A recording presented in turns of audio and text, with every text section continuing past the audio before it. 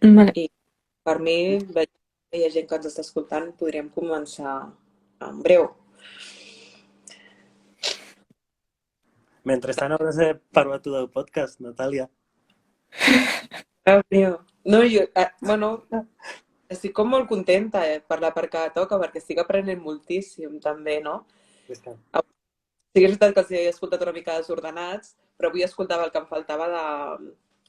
Ui, és que no sé, em surt com una alarma que la Pilar no es pot connectar, però pot ser que sigui per algun tema més logístic seu.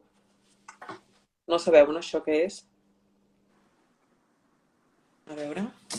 Aquí no mos arriba res. A mi Mm. no. Diu, en esta sala sí que em surt que posi la Pilar surt quan ho miro, però aquí no es veu. Estrany. Posa, Això, ara diu, invitació enviada. igual és Vale. el que em passava a mi, que a mi el que ha passat és que no he acceptat la notificació quan m'ha arribat, llavors he intentat entrar manualment jo, perquè no hi has pitjat del botó, i llavors me tocava que tu, Natàlia, me confirmessis perquè eren com dues invitacions diferents. Igual està passant alguna cosa així. Vale, per tant, no és bo que li vagi enviant de forma massiva invitacions fins que no respongui. Esperem, doncs. No, deia això, que havia estat escoltant ara, em faltava com el segon episodi i, bueno, m'ha sorprès, m'he quedat amb les anècdotes de l'autobús, que explica una mica la Lluna també, no?, de les queixes, de que al final costa molt la part d'això, quan tens una demanda, no?, i has de... I et queixes i no saps com fer-ho i tens algú que t'ajuda en tot això i parlava també m'anticipo, sí, però m'ha fet molta gràcia el Pol, no?, de dir, jolín, és que tothom espera de mi que com a persona adulta sigui capaç de fer certes coses i a vegades no és perquè no sigui capaç, sinó que em sento com més segur amb aquest acompanyant, no? Per si passa qualsevol situació sabré que em podrà ajudar a resoldre-la. Bueno, hi ha moltes petites cosetes molt interessants que van sortint, que al final hem de fer com un llibret, no?, amb diferents frases perquè tots sapiguéssim, Això és molt interessant, sí. però sí, sí. Res, aprofito mentrestant que em poso amb el tema de la Pilar un altre cop i si cas la truco per agrair-vos a les dues que puguem conversar una estoneta. Llavors, si us sembla bé, veient que també hi ha gent que ens està seguint i que és la nostra primera trobada, no?, que intentarem fer al mes, no?, amb diferents persones que han participat en el podcast Intimitat Forçada. La primera idea o la pregunta que tenia és d'on sorgeix això? I des d'on sorgeix això m'apareixen com dues subpreguntes. El concepte d'intimitat forçada, que crec que és important poder-lo explicar a la gent que ens està escoltant, i l'altra també, la idea del teu projecte, en aquest cas, Oriol, no?, que tens una iniciativa i ets la creadora de tant la part de la publicació com la part del podcast. Si us sembla bé? Sí. Tu mateix. Val. A veure, jo crec que el primer punt és situar com que jo arribo a una diagnosi d'autisme amb 27 anys i per accident, pràcticament. Llavors, això passa en un context en el qual jo vinc d'un món i d'una trajectòria molt ficada en moviments socials i en el món artístic. És a dir, per mi, des de molt jove, una forma que després entenc tinc de relacionar-me, és a dir, participar en un associatiu, participar en col·lectius, ajuntar-me amb gent que pensa com jo per fer coses concretes, és pues, això, estar en moviments socials, intentar transformar el món, no?, que es diu. Llavors, com que quan m'arriba la diagnosi amb 27 anys, jo més o menys faig d'això una cosa important a la meva vida, li dedico moltes hores i intento viure'n i tal, i al mateix temps estic entrant per accident també al món de l'art contemporani. Llavors, com que la meva experiència autista i la meva experiència artista van de la mà des del primer moment, no? I jo m'informo i conec el meu autisme a través de, bàsicament, fer recerca per internet, en anglès, perquè estem parlant de 2016 i en castellà i encara menys en català, doncs, tipus d'informació que hi ha és molt antiga i molt assistencialista i molt restringida, no? a un cert perfil. En anglès, en canvi, hi ha un altre univers. I a mi les llengües sempre se m'han donat bé i m'ha agradat molt llegir i tinc molta curiositat. No? Llavors, bueno, les dues coses evolucionen en paral·lel. No? Jo vaig començar a treballar dins del món de l'art contemporani i vaig explorant, assumint i començant a gestionar conscientment la meva realitat neurodivergent. No? Llavors, clar, doncs, jo en seguida tinc clar que és un tema que en algun moment s'ha de creuar. I, bueno, doncs, suposo que a partir del moment en què païixes d'una banda la qüestió i estàs prou còmode de l'altra dins del món este des d'un punt de vista professional i de síndrome d'impostora i totes aquestes coses, no? Doncs una mica ja t'apoderes i dius, vale, va, fotem-li perquè és important, una mica per aquesta qüestió que explicava amb la trajectòria d'intentar millorar el món o canviar el món, que diuen, no? És important que se sàpiga què vol dir viure en una condició així i és important que la gent que ho vivim ho pensem des d'una forma que ens inclogui i que ens pugui fer créixer i que ens pugui fer millorar les nostres vides i millorar la societat. Hola, Pilar. Hola, què tal? Perdona. No, som una mica novatilles amb tot això. T'estava escoltant, Oriol? T'estava escoltant. El que passa és que no s'ha pogut connectar-me bé abans. Ho sento. No, a mi em passa el mateix, tranquil·la. I com que s'ha ficat el context previ, per tant, està molt bé que arribis ara. Molt bé, molt bé. Michi, tu també ets artista. Sí, jo soc il·lustradora. He estat en videojocs, però també en llibres, com influencers, com la Ella Show, la família Caramellucci, i ara fa poc un llibre d'un altre psicòleg que és especialitzat en autisme, no? El Daniel Millán López, de la seva guia autista. He fet tant la portada com tots els còmics i imatges de l'interior, que es veu que a la gent li està agradant bastant. Molt bé. Sí, n'he vist algun, em sembla, que ha publicat tant al Twitter o a l'Instagram. Sí. Està superbé. Quan reps el diagnòstic o com apareix la paraula autista a la teva vida? M'ho preguntes a mi, oi? Sí, perquè he explicat una mica. He tingut el diagnòstic al 27, no? Sí, exacte. Doncs jo el vaig rebre... O sigui, tot va explotar una mica en aquests 3 mesos de confinament que vam tenir el 2020. No és en si que jo portés malament a l'estar per casa, perquè ja m'agrada. El fet de no haver d'anar a l'oficina em semblava molt interessant. Però va ser, amb el temps he entès que va ser un canvi de rutina molt bèstia, que no vaig saber gestionar bé. I van aparèixer tot un seguit de conductes i coses com, moltes crisis, de plorar fins i tot per qualsevol cosa, la més petita, o fins i tot enrabiar-me i acabar, tirant llibres al terra. Coses que jo creia que feia anys que ja no feia. I tal. I em vaig preocupar bastant i coincidia que una altra noia que jo conec que també és artista estava buscant un diagnòstic perquè sospitava que era autista i ella i jo més d'un cop havíem parlat i em va estar comentant la seva experiència i tal, i clar, em van ressonar coses de les que deia i aleshores jo vaig començar a fer, típic, fer un research a tope, quasi tot en anglès, perquè encara que hagin passat uns anys des del 2016 o així, no importa perquè tampoc és que hi hagi tantes coses. I aleshores és quan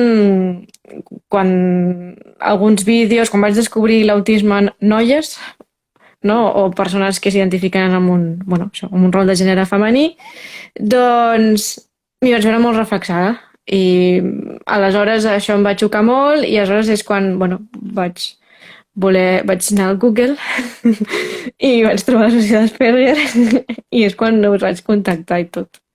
I clar, jo hauria de tenir 30, als 30. Així que... Fa relativament poc. Sí, sí, sí. En les dues. Veia algú que deia que no ens entenia perquè parlàvem en català. Si no fa res canviar al castellà, si és perquè ens pugui entendre tothom. Com ho veieu? Canvio... A mi no m'importa. Jo, no, jo estic més còmode en català, però ho podem fer si mos segueix algú més. Em sortirà alguna catalana, pero bueno, probaré. No, que os iba a preguntar un poco todo este proceso de aceptación del diagnóstico, ¿no? Porque en tu caso, Michi, o en el caso de Uriol también, al final es hace relativamente poco y habéis hecho mucho trabajo seguramente personal y también a nivel de visibilidad y de dar voz, ¿no? Para que otras personas adultas puedan identificarse con, bueno, con seguramente tener sospechas de o verse que se pueden sentir identificados en lo que vosotros explicáis en vuestro día a día. Quiero preguntaros por todo este proceso, cómo lo habéis vivido,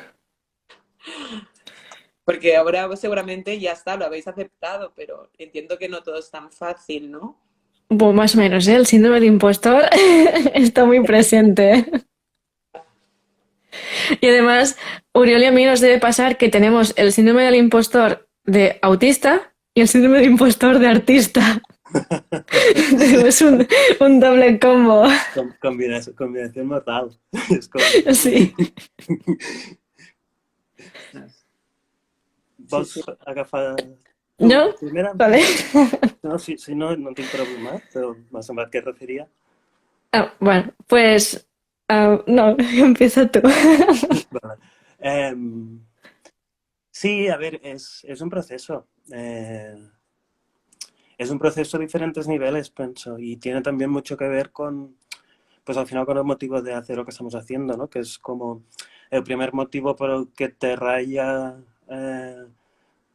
llegar a la conclusión que eres autista es que autista suena raro, malo, chungo, suena muy mal y suena, uy, no, yo soy súper no sé qué, ¿no? Y claro, esto es capacitismo. Y ahí está, hay que empezar por ahí, creo. Y es así, es incómodo. Y tiene que ver con poder y con cosas, ¿no? No es neutro, no es natural, es decidido colectivamente. Y luego, pues yo creo que hay una tristeza siempre, al menos es algo que he visto bastante y en mi caso ha sido así. Es como, hostias, he perdido muchos años en algunas cosas, ¿no? Es como hay muchas situaciones que no necesariamente las llevas mejor ahora, pero eres consciente de qué está pasando ahí y puedes, por lo tanto, practicar más y sobrevivir mejor, no sé, ¿no? Y esto, pues es guay poder hacerlo y hay quien no lo ha podido hacer nunca, ¿no? Ahora empezamos a hablar de estos temas. Pero hay un duelo, yo creo, ¿no? De, hostias, pues aquella situación hace tantos años en que no sé por qué no fui capaz de hacer esto o no sé por qué hice aquello, qué pena. Luego es esto, a partir de ahí creo que con la introspección y la constancia necesaria se te abre un manual de instrucciones de ti misma o la posibilidad de reflejarte en algo que es útil, ¿no? Es útil. Y luego esto, pues bueno, creo que hay que ser público al respecto y hay que ser coherente al respecto y las cosas cambian más rápido de lo que parece y pues todo esto hasta 2006 no se hablaba muchísimo de esto y en 15 años estamos haciendo un live y no sé qué, ¿no? Bueno, igual en 15 te cambia completamente la cultura, ¿no? Entonces creo que, bueno, que es así y lo convives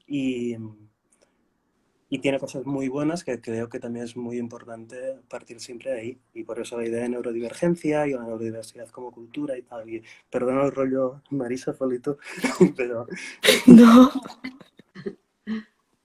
ya tú sabes.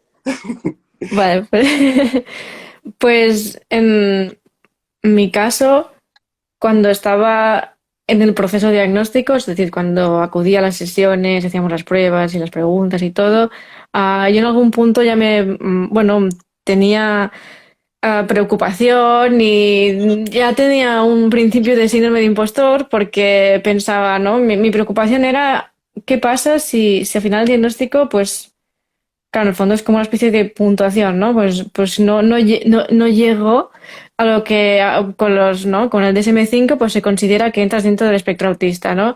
Pues bueno, una vez yo lo pregunté directamente en plan, pero entonces ¿qué? Si realmente no soy autista, ¿qué pasa? Porque mi vida es una mierda igual, ¿sabes? Yo quiero saber qué me pasa, ¿no? Entonces me dijeron, a ver, no te rayes porque aunque no entraras dentro del espectro autista por las mediciones que hacemos actualmente, eso no quiere decir que a lo mejor tú no tengas algunos rasgos, ¿no? que entren dentro del espectro autista, ¿no? Y entonces, pues igualmente, pues requiere pues de un seguimiento, terapia y tal, para que tú estés bien, en plan, no significa todo o nada, ¿no? Entonces, ahí ya empezaron mis preocupaciones, me quedé más tranquila con esa respuesta y cuando ya me dieron el diagnóstico y todo, es una sensación como de alivio porque dices, bien, bueno, por fin, ¿sabes? Yo no soy una persona que esté al 100% a favor de las etiquetas. Yo soy una persona que cree que las etiquetas nos pueden ser útiles, ¿no? Como los estereotipos en momentos determinados, ¿no? Porque al fin y al cabo los humanos somos así, ¿vale? Nos gusta, nos va bien para entender el mundo poderlo clasificar de diferentes maneras y a veces pues necesitamos este tipo de herramientas, ¿no? Y las etiquetas son una de ellas. Lo que pasa es que evidentemente a veces se le hace un mal uso porque una etiqueta implica un estigma, implica unos límites, ¿no? Que la gente ya de repente no te ve igual.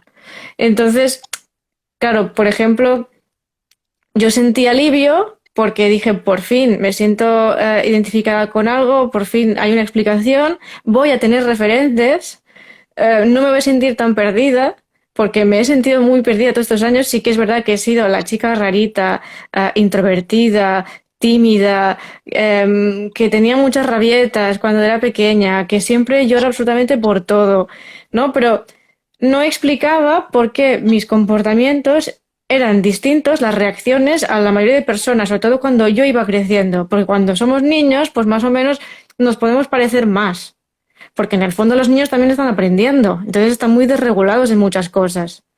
Y entonces pues puede parecer todo un poco más, bueno, más parecido, pero a la medida que creces se notan mucho más las diferencias y ahí ves en cosas que no encajas y que no entiendes y tu esfuerzo a tope por decir, bueno, pues voy a intentar hacerlo exactamente igual porque entonces tiene que salir, ¿no? Pues si lo hago igual, pues seguro que cuela. Y no, sale estrepitosamente mal.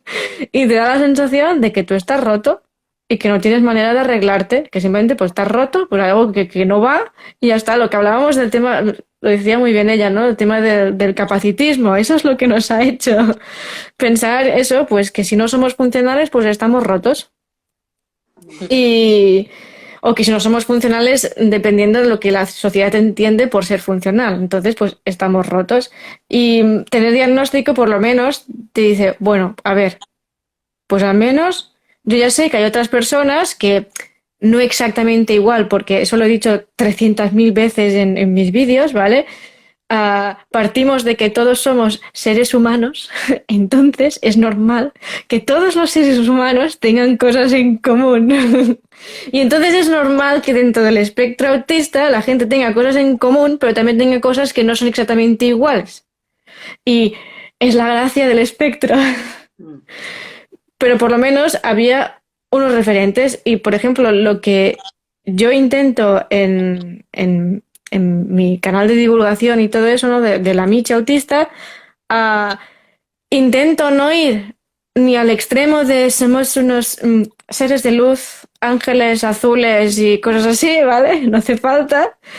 Y tampoco él, menuda desgracia, lo que me ha tocado. Intento balancear un poco e intentar simplemente pues mostrar, pues en plan, esto es lo que hay, pues hay días que guay, hay días que mal, pero en el fondo pues es como uno es y ya está, ¿no? Es una condición que tienes desde el nacimiento y hay gente que es verdad que va a afectar mucho más en sus vidas, que es mucho más dependiente, que necesita mucha más ayuda, que necesita más recursos, más herramientas, hay otra gente que te parece más espabilada, hay gente que te engaña. ¿No? Los que estamos entre los que, por ejemplo, ¿no? Nuestro caso es que aparentemente te podemos, otra vez muy capacitadas, te parecemos muy funcionales, pero luego llega un momento que hacemos crack y ante algo pues no lo sabemos gestionar y la gente, ay, pero eres un poco exagerado, ¿no? Y yo, esa es la gracia del espectro. O te peta el cable, ¿no? Todo bien, Y de repente todo mal.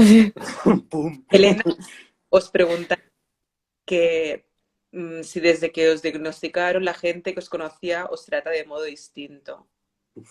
Yo también estoy pensando en esto, ¿no? Una presentación vuestra y la otra, cómo si lo habéis afrontado con un entorno, ¿no? Con lo que las personas que lo habéis podido compartir, ¿no? ¿Qué le respondéis a Elena con todo lo que está? O sea, Y yo, bueno, Sí, yo en mi endavant. caso diría que es ambivalente y que puede ser bueno en muchos casos y puede ser bueno de otro modo en otros, vamos a decir. Es decir, creo que en general para tu entorno es muy positivo, o puede serlo, porque, pues esto, de repente muchas cosas cobran sentido y es también una oportunidad de mejorar en tu propia convivencia, ¿no? Y en tu coexistencia con la gente con quien estás más tiempo o más cerca. Luego es verdad también que es al menos también en mi caso, un filtro perfecto entre tipos de amistades. Amistades reales o amistades que de repente ciertas etiquetas generan un cambio, un conflicto. Y bueno, digo que es bueno de otra forma porque al final hay que asumirse y como somos y sobre todo nuestro entorno hay que respetar cómo somos, con nuestros defectos y problemas como todas las personas del mundo, pero sin nada tal, ¿no? Entonces yo creo que afecta a Paraguay, cosa que no significa que es intenso y puede ser duro a temporadas y tal, pero creo que afecta a Paraguay. Yo, a ver, lo que es familia más cercana y amigos son los que lo saben y, y bueno, la recepción ha sido más o menos, sí, positiva. Ha habido algún caso de, ay, pues no me pareces. Pues yo te veo muy normal. Cosas así que sé que en realidad no lo hacen con ninguna mala intención. Es como su manera de decirte, bueno, pues no se te ve, ¿sabes? Entonces leve. tampoco no me lo he tomado mal, aunque luego en mis vídeos sí que digo que por favor os lo podéis ahorrar, porque una cosa es que no te lo tomes mal y la otra es que sea lo correcto. Sí. Y donde no lo comuniqué a excepción de la gente que estaba más cercana a mí, era en el trabajo. Porque aquí a mí me pilló que yo estaba trabajando en una empresa y ya llevaba en esa empresa desde tiempo y entonces solo lo comuniqué a gente con la que yo tenía directamente pues más trato, ¿no? Porque eso podía afectar, ¿no? Aún así, normalmente no se lo tomaba muy en serio, ¿no? En plan, pues vale, ¿no? Y aunque es ver, alguna vez, por ejemplo, cosas muy sencillas como que yo a lo mejor necesito que me aclares más dudas. Es decir, yo a lo mejor te haré unas cuantas preguntas más que otra persona, pero una vez me has resuelto estas preguntas, todo bien, yo puedo continuar trabajando. Yo simplemente, a lo mejor, por lo que sea, necesito tener las cosas más claras o porque por la manera como uno se explica, pues yo necesito tener más información o a lo mejor necesito que sea un poco más visual. A veces pues yo requería de que en plan me lo puedes hacer como, pero en plan súper guarro, un esquema así súper rápido y tal, no hace falta que sea bonito, ¿no? Porque visualmente, bueno, en el autismo es eso, se nos da un poco mejor el tema visual, lo entendemos mejor. Eso tampoco no es que requiera demasiado, pero yo por si acaso yo lo explicaba, en plan, eso es debido a que estoy dentro de espectro autista y tal. Lo exageraban bastante. Am, y no tengo mucha confianza realmente en ir diciendo, ¿no? En el ámbito, sobre todo laboral o profesional, que yo estoy dentro del espectro autista porque no me inspiran confianza. A mí las empresas no me inspiran ningún tipo de confianza. Y no quiero que se me tache bajo una etiqueta, que se me crean ver otra vez lo de antes, menos capaz por estar en una etiqueta y es algo con lo que ando con cuidado. Y claro, diréis, sí, pero tienes un canal de TikTok con 36.000 seguidores. Y yo Exacto. diré, y yo, sí, es, es una lucha interna que hay, pero mi decisión fue, no me voy a preocupar por quién se encuentre en mi canal. Es decir, yo me voy a preocupar solo de las personas que yo quiera comunicar directamente de tú a tú, sí, que yo estoy dentro del espectro autista. Lo que no quiero es, pues esos 36.000, pues bienvenidos sean. Es decir, para mí, la labor de divulgar y poder hacer que las otras personas se sientan, gente que está buscando diagnóstico, gente que no sabe qué le pasa, o gente que tiene familiares o amigos o hermanos, primos, lo que sea, que están dentro del espectro autista. Pues si yo con los vídeos, de algún modo, con mi experiencia, porque yo no soy un profesional, yo les puedo ayudar de algún modo y sirve para algo, pues eso para mí va por encima de si da la casualidad que el de recursos humanos de no sé qué empresa, pues descubre mi canal de TikTok, pues le diré, pues muy bien, así aprendes que es el espectro autista y lo aplicas en tu empresa, no sé. Pero a veces me rayo, ¿eh? Tengo algún día en plan, debería quitarme del canal, pero no, luego vuelvo otra vez. Es que creo que aquí entra un poco la intimidad forzada que preguntaba Natalia antes también. Es como yo, por ejemplo, soy bastante pública al respecto, pero muy conscientemente soy bastante pública al respecto porque me muevo en ciertos contextos que son como muy progres.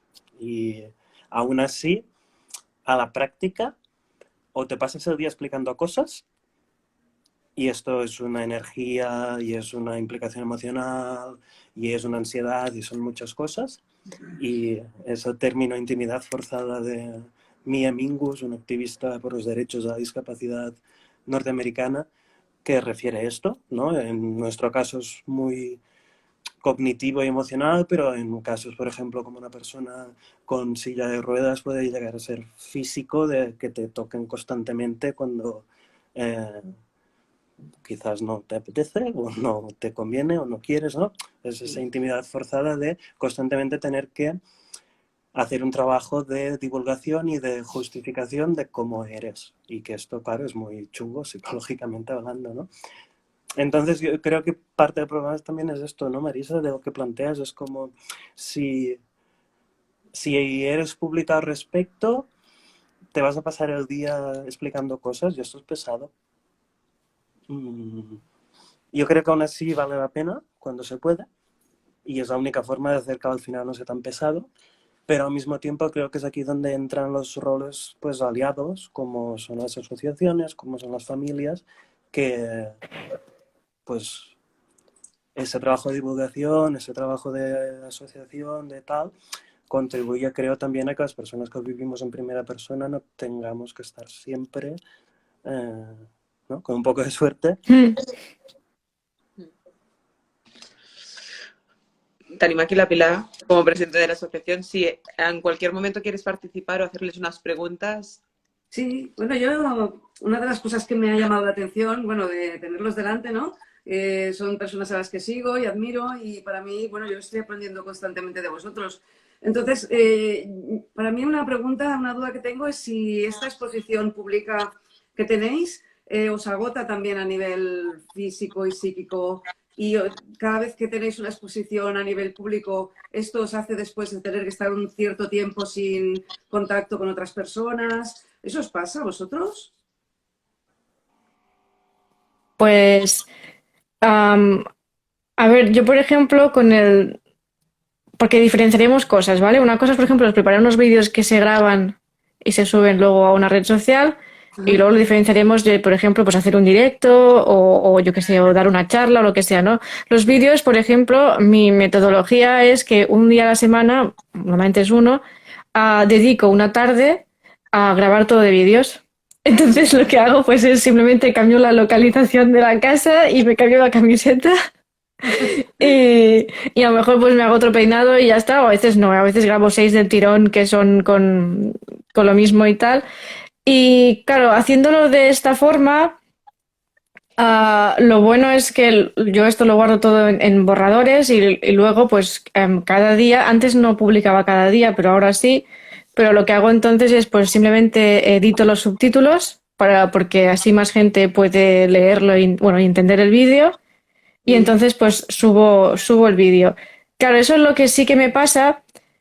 Ah, lo que no me pasa es que como no hay nadie conmigo en ese momento, soy simplemente yo sola con el móvil y todo preparado, ¿no? El chiringuito, entonces me grabo. Lo cansado es todo el rato que dedicas a eso, ¿no? Porque claro, a veces contestas preguntas que te han hecho la gente ahí mismo. Luego, o ideas que se te han ocurrido porque has visto otros vídeos o porque han hablado de un tema o lo que sea. O luego, pues es que es TikTok, entonces hay que seguir los trends de ahí. Pues a veces tengo que aprenderme uno de esos bailes cutres sencillos para que así la gente se pare en el vídeo y diga, ay, pues voy a verlo, ¿no? Y seguir un poco las modas que hay ahí. Claro, eso a mí sí me cansa, no a nivel social, sino a nivel de mental, porque claro, bueno, ahora no giraré la cámara, pero tengo un montón de libros sobre autismo y todo eso, y a veces, pues claro, ay, es que alguien me ha preguntado sobre no sé qué, yo ahí en plan, mirando, ¿cómo lo he ido a internet? A ver si está mejor explicado aquí. Espera, este esquema, mierda, no sé. Por ejemplo, últimamente me aparecía mucha gente con TDAH en mis vídeos, y me decía, hola, pero si eso a mí también me pasa.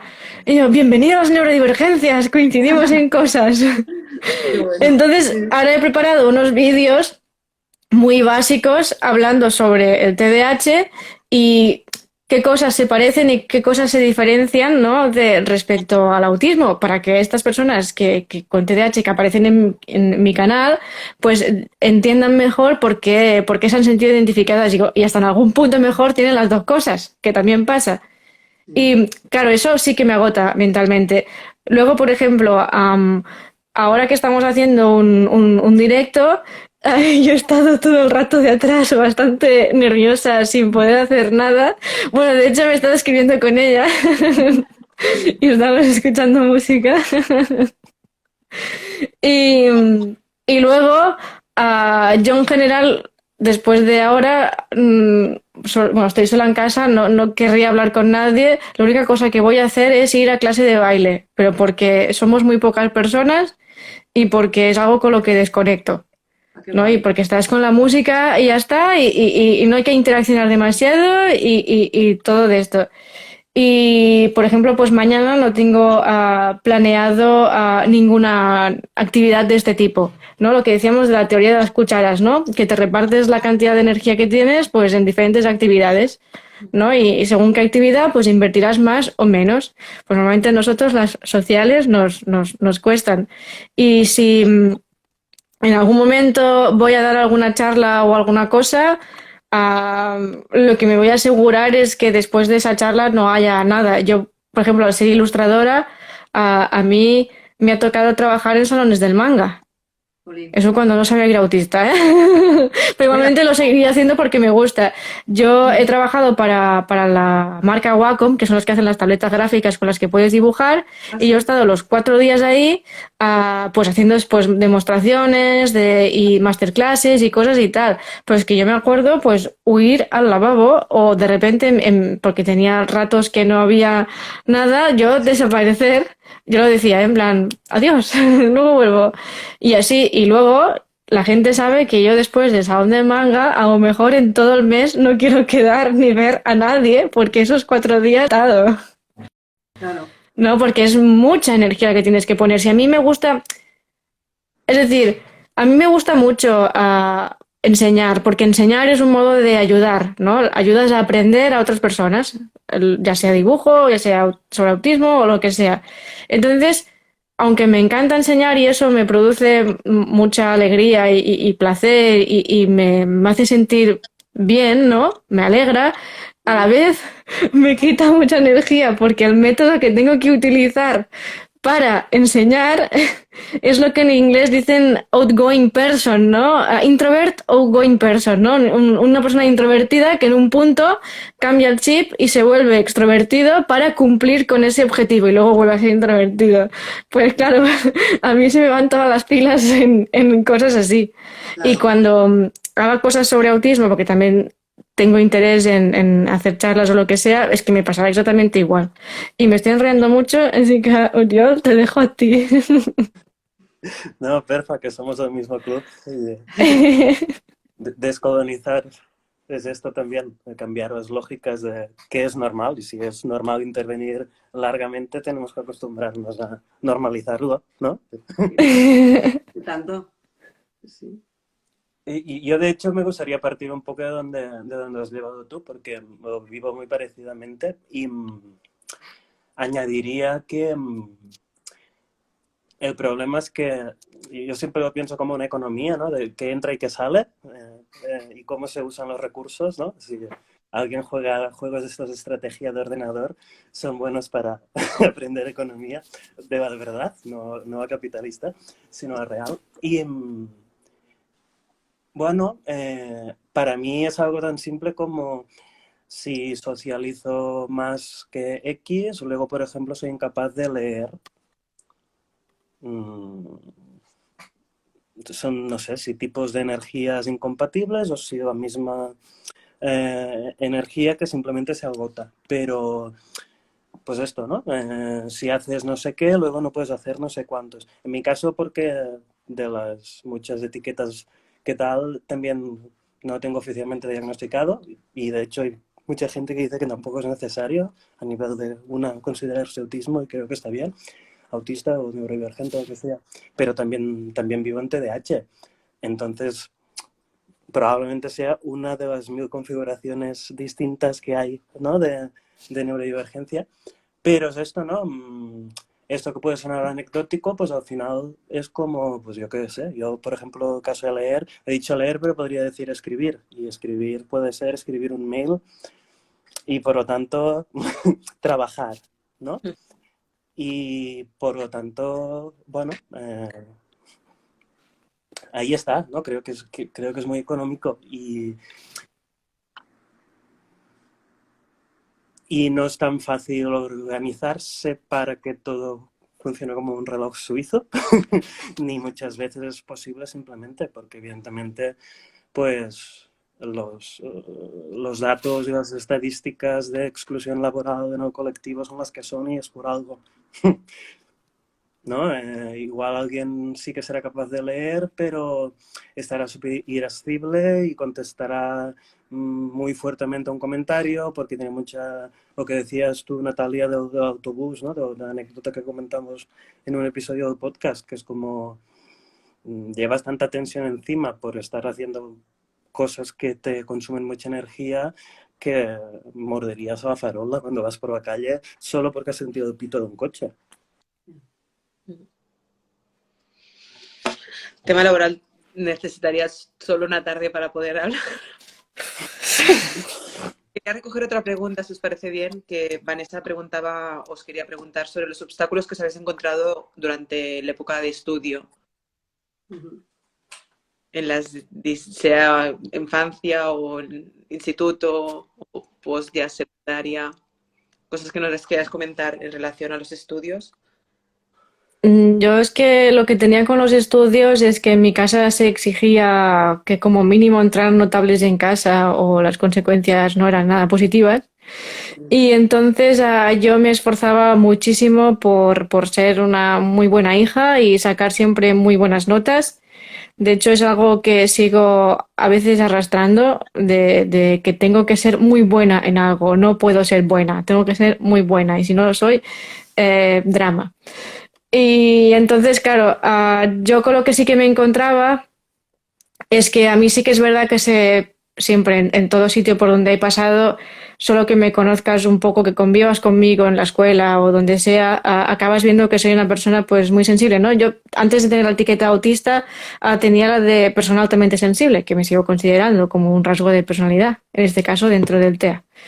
Y claro, si me conoces, pues ves que cuando me sobrepasan las situaciones, ya sea porque me pongo nerviosa o porque, bueno, porque puede más de lo que yo puedo y tal, pues acabo llorando. Y entonces sí que veían, yo estoy segura que lo veían en el cole, en el insti, en la uni, habrán visto que yo he llorado a montones, ¿no? Y esta pregunta me la hicieron una vez en plan ¿y tú qué hubieras necesitado, ¿no? En la uni o algo para que tú te hubieras animado pues a lo que sea, a buscar ayuda o lo que fuera?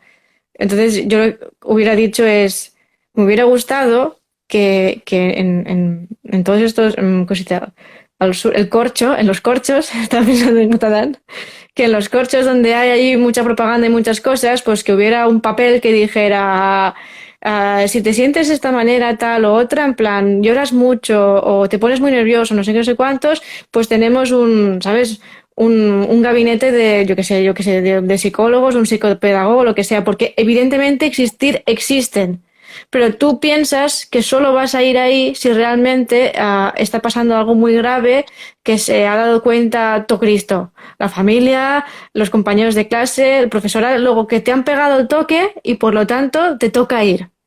No tú por voluntad propia, en plan, hostia, es que me siento sobrepasado, creo que reacciono de una manera más exagerada que mis compañeros delante de cosas más pequeñas, a lo mejor, oye, pues si voy ahí y hablo con ellos, pues a lo mejor veo que me pasa, ¿no? Pero como no había nada, no hay nada de eso, solo piensas, ¿no? Que eso, que si no te pegan el toque o no pasa algo súper mega grave, tú no tienes por qué ir al psicólogo de ahí o al psicopedagogo del centro. Y yo pienso que me hubiera seguramente ayudado y ahorrado bastantes cosas porque yo me lo tomaba muy a pecho y entonces bueno, mi madre eso sí que lo recuerda. Mi madre, bueno, otro día mismo a mi pareja se lo decía y dice, uy, sí, si yo le ayudaba a estudiar porque se ponía histérica, dice, y me va en plan, y yo no entiendo nada, de lo que estudiaba. En plan, yo llegaba a la primaria y da gracias, pero igualmente yo estaba ahí delante y le decía, va Marisa, vamos a repasar esto. Y dice, pero claro, es que ella dice, siempre le ha pasado de toda la vida, siempre se pone a llorar cuando algo le frustra o una asignatura no le salía bien, pues lloraba muchísimo y perdía toda la tarde y luego al último momento venga a estudiar. Claro, luego yo te sacaba notas excelentes. Es decir, si tú ves mis notas dices, wow, tío, qué buen estudiante, ¿no? Sí, pero por dentro yo lo pasaba muy, muy, muy mal, muy mal. Muchas tardes llorando, muchas noches llorando, muchos ataques de ansiedad y fatal. Es decir, mi experiencia académica, lo que tú ves exteriormente es muy positiva, ¿no? Es lo que quiere la gente, buenas notas y tal, pero mi experiencia interna fue de mucho sufrimiento. Y lo que me pasa ahora es eso, que yo me exijo un montón. No estoy estudiando algo y estoy en plan, no, puedes haberlo hecho mejor, ¿no? En plan de, ¿por qué no te pones más con ello?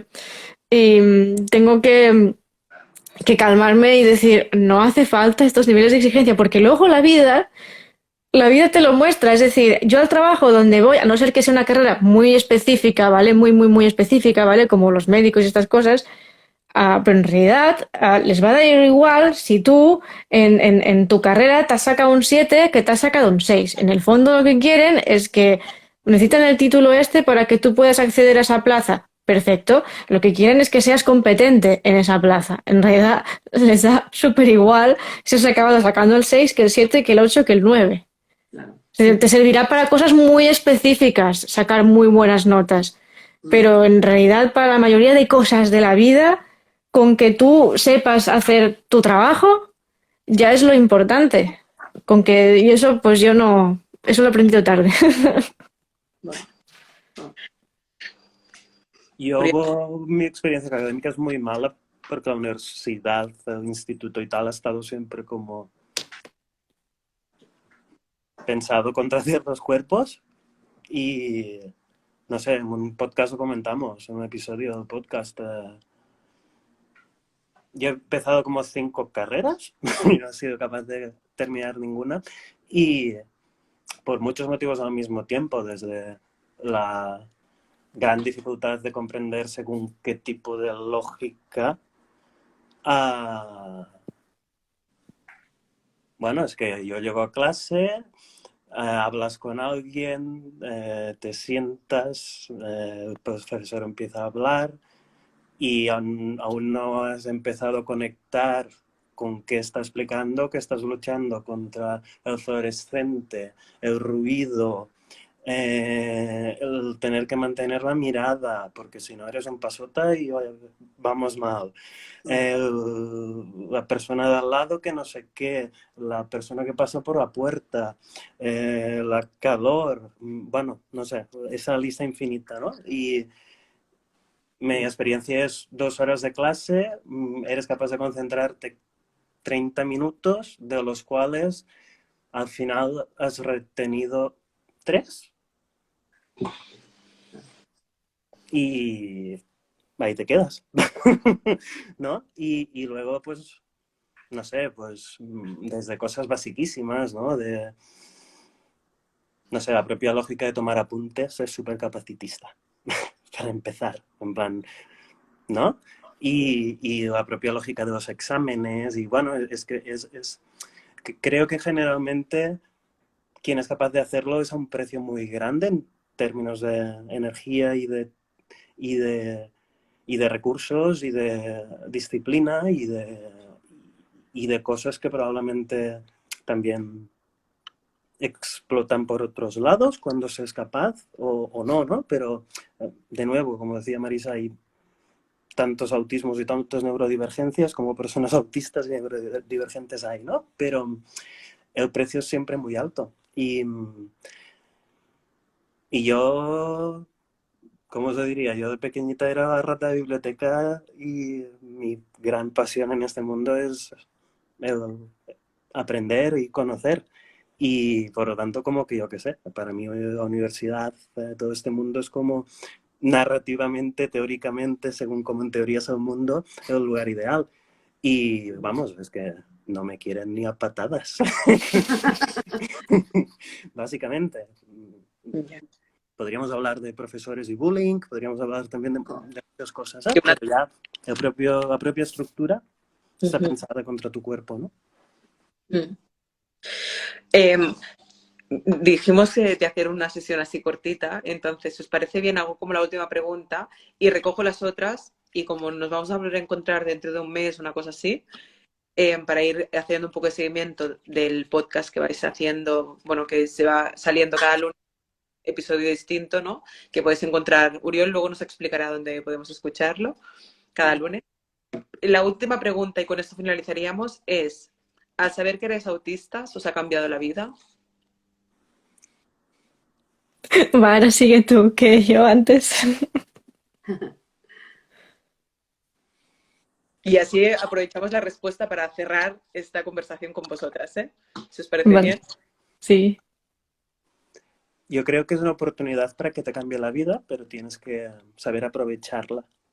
Tienes que hacer un trabajo muy grande de usar ese conocimiento como una herramienta para luchar con la vida.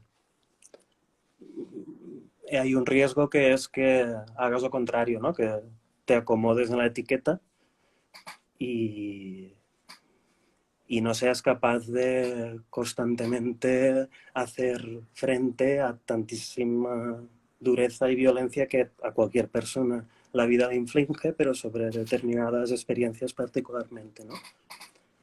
A mí, en mi caso, creo que tampoco hay que romantizarlo porque te puede dar muchas herramientas, pero seguirás viviendo tu cuerpo, con tu economía, con tu condición X, Y, Z, ¿eh? Pero se puede aprovechar para que te vaya mucho mejor. Sí, Estoy muy de acuerdo con lo de no romantizarlo tampoco al extremo porque no hace falta tampoco, pero tampoco hace falta ir al otro extremo de ser súper negativos con el diagnóstico, ¿no? Intentar encontrar un punto medio. ah, y entonces en mi caso, a ver, el hecho de haber recibido el diagnóstico y saber que soy autista sí ha cambiado un poco mi vida, es decir, como ya ha dicho ella, tengo que pagar las mismas facturas, mi vida sigue siendo igual, ¿vale? Voy a seguir muriendo igual como todos, no, en eso no va a cambiar, ¿vale? Me refiero que el transcurso de la vida sigue siendo el mismo, pero sí que ha habido cierto impacto en cómo yo ahora leo el mundo, ¿no? Porque al considerar que yo ya no estoy rota, que simplemente pues no, tengo una condición desde el nacimiento y puede suponer unas ventajas y también tienes algunas limitaciones, ¿no? Y limitaciones, tomémoslo entre comillas, porque me refiero a que tampoco ah, cada uno se pone hasta donde tiene sus limitaciones, ¿vale? No hay que tampoco decir, pues no puedes hacer esto, en plan, no puedo conducir, ¿no? Pues como soy autista y esto, pues no tal, y disfunción ejecutiva, bla, bla, bla, pues no puedo conducir. Intenta, si realmente quieres sacarte el carnet de conducir como estoy haciendo yo, inténtalo, joder. Entonces, los límites hay que mirar. Entonces, en lo que sí que me ha impactado, por ejemplo, es en el hecho de yo un día decidir que quería hacer como aquellas personas de estos canales en inglés que yo buscaba para entender mejor el autismo y querer hacer algo con contenido en castellano. Y bueno, y cuando haga falta, pues en catalán, como el podcast, también he hecho, ¿no? Y eso es un impacto en tu vida, porque yo ni en mi cuenta de arte he tenido tantos seguidores nunca, ni me han escrito tantas personas, ni he interaccionado con tantas. Es decir, yo sí que estaba acostumbrada en los salones del manga y tal, como ilustradora, pues sí, tengo mis seguidores y tengo gente que compra mis ilustraciones y que le interesa mi contenido y mis cosas, pero era un nivel diferente porque el producto es arte, sí es parte de mi identidad porque es como yo dibujo, pero no es exactamente lo mismo, ¿no? En cambio, en el tema del autismo es que yo he cogido mi identidad y he decidido divulgar sobre ello a través de mi experiencia. Y para mí, no es que quiera hacer spam de mi canal, ¿eh? Lo digo de verdad que para mí eso ha sido un... Sí, ¿Eh? sí, ¿Sí hago spam? sí. ¿A que sí? Bueno, pues mi canal, que es la Michi Autista, y que estoy tanto en Instagram, bueno, como podéis ver, y también estoy en TikTok. Y ahí hay mucho contenido sobre autismo, mi experiencia con el autismo y aprendiendo conceptos y cosas, ¿no? Pues a mí me ha impactado mucho el recibir el diagnóstico porque yo al final decidí tomarlo como parte de mi identidad, de algo que viene desde el nacimiento, por lo tanto va con mi manera de ser. Yo soy así en parte porque soy autista. Es decir, esas cosas peculiares que la gente valora o no de mí, ¿no? Porque a veces se me pone en contra de mí, tienen mucho que ver en cómo yo veo el mundo y el mundo lo veo así, pues por mi condición, ¿sabes? Entonces, claro que genera un impacto, porque por fin tiene sentido que esas peculiaridades que tengo son, ¿no? Por tener, por estar bajo esta condición. Y claro, mm, yo he pasado llevo menos de un año, he pasado de simplemente decirlo a 4 amigos, decir, sí, porque el espectro autista es esto y lo otro y tal, porque la neurodivergencia, bla, bla, ¿no? Y de hacerlo así, a de repente decidir subir vídeos y compartirlo con los demás. Para mí sí que ha marcado un antes y un después y ya veremos el después que seguirá marcando. Porque tengo intención de continuar con ello y de llegar todavía más gente y y eso, y de seguir con todo. Y os animamos a que sigáis. Y tanto. aparte, súper importante, yo también creo, lo que estáis haciendo para dar visibilidad a que otras personas que no tengan diagnóstico, sobre todo, ¿no? Se puedan sentir identificadas, lo que explicábamos antes, y puedan pensar que, bueno, que seguramente con un diagnóstico o puede que con esas sospechas que tienen, ¿no? Se podrían entender desde la perspectiva, desde el enfoque de ser autista, ¿no? Gracias Yo, también a vosotras, que hacéis un trabajo Sí. invisible importantísimo y también con un compromiso personal enorme. El tercer sector y el asociacionismo es siempre el hermano pequeño y invisible. Y gracias. Bueno, estamos aprendiendo mucho de vosotros. Estáis en un punto, en un momento, en lo que sois adultos con la condición, bueno, estáis despegando, estáis petándolo en todas partes. Y yo personalmente estoy aprendiendo muchísimo de vosotros. Yo tengo 2 hijos y bueno, muchas de las cosas que explicáis vosotros, que explica Michi en los vídeos, ostras, yo las veo, digo, jolín, pues mira, esto si lo hubiera sabido antes también me hubiera ahorrado muchas situaciones conflictivas, ¿no? Todos estos contenidos son súper útiles y no solo para gente que tiene relación con el autismo en primera persona o en familiares, sino para toda la comunidad, todos los neurotípicos. Darlo a conocer es súper importante. Si os parece bien, recojo las preguntas que no hemos podido dar respuesta. Os agradecemos a todas las personas que habéis participado esta tarde y que nos habéis acompañado. A vosotras 3 también para estar aquí. Y nada, que os animamos, ¿no, Oriol? Hacemos una crida. Un llamado de emergencia, como la canción. Para que podáis escuchar el podcast, ¿no? Que va a salir el próximo episodio el próximo lunes. ¿Y sabéis el título ya? Está ya a puntito de caramelo. Y creo que gustará porque continúa muy bien justo lo que estamos hablando. El por qué y el cómo de proyectos de divulgación y de activismo y conciencia. Muy bien, pues muchísimas gracias por este rato y esperamos dentro de un mes volveremos a conectar con todas vosotras para un poco más de seguimiento y hablar un ratito más. Gracias y que tengáis una buena tarde. Preguntan en los comentarios dónde encontrar el podcast. Sí, es Están importante. todas las plataformas de podcast, en plan Spotify, Apple Podcast, Google Podcast, Evox. Sí. Y en cualquier caso, tanto el link de la asociación como en mi perfil podéis encontrar el link. Sí, si buscáis directamente Intimidad Forzada, Exacto. os saldrá ya en los distintos episodios que van saliendo cada lunes. Vale, pues nada, nos vemos pronto. Un súper abrazo. Igualmente. Vale, Gracias.